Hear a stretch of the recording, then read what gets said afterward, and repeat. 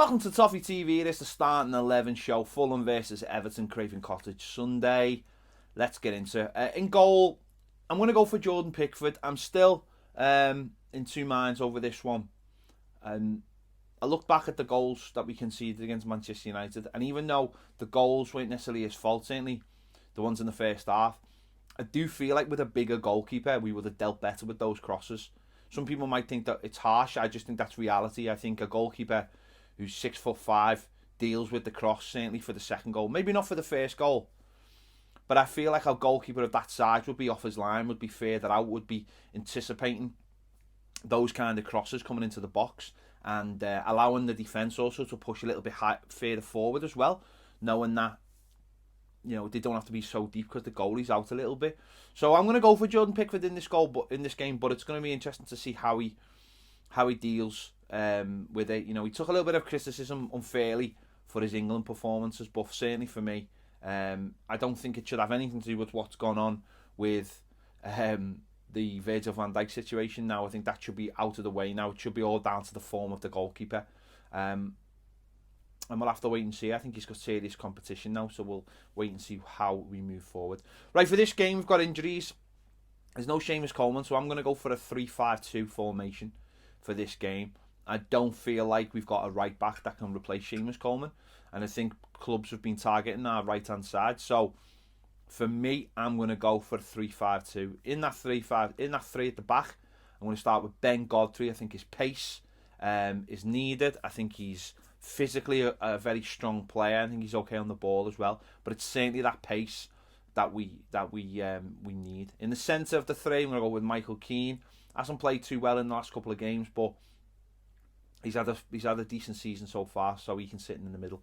And on the other side, Mason Holgate, again, got pace, good with the ball, is back now, and I expect him to play most games now. So that would be the three at the back for me, and I think those three can defend, they're comfortable on the ball, and they've got a little bit of pace.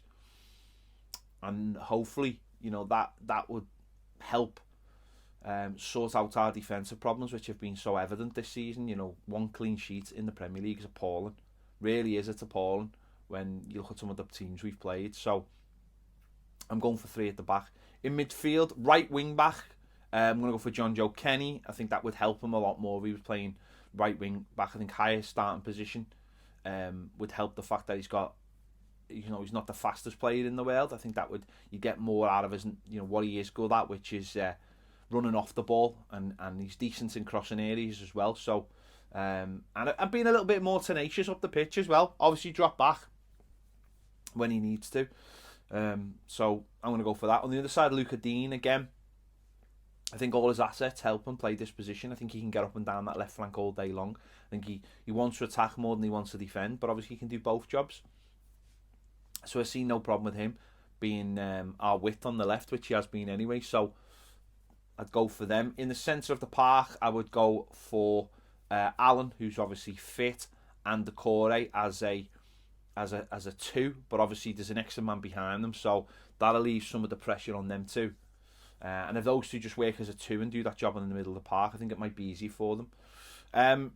Ahead of them would be James Rodriguez, playing more of a floating number 10 role. It's the manager said that really he is a number 10, even though he starts off the right, he is a number 10. And it's not his job basically to get back. He's a forward. That's what the manager said. I think maybe if we've got 3 at the back, that number 8 position's been a real problem for us so far this season. Obviously, we started with Gomez. We've had Gylfi Sigurdsson. Iwobi's come on and played in various roles as well. So I just think for this game, let him be that number 10. I don't think he really would need to defend too much because of what is around him, because of the midfield behind him.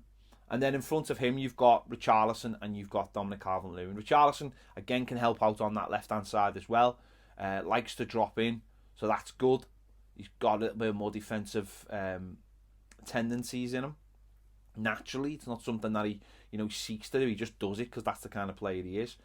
So, and it'd be great to have him back. Obviously, 3 games missed. He played a couple of games for Brazil, which is good, scoring in 1.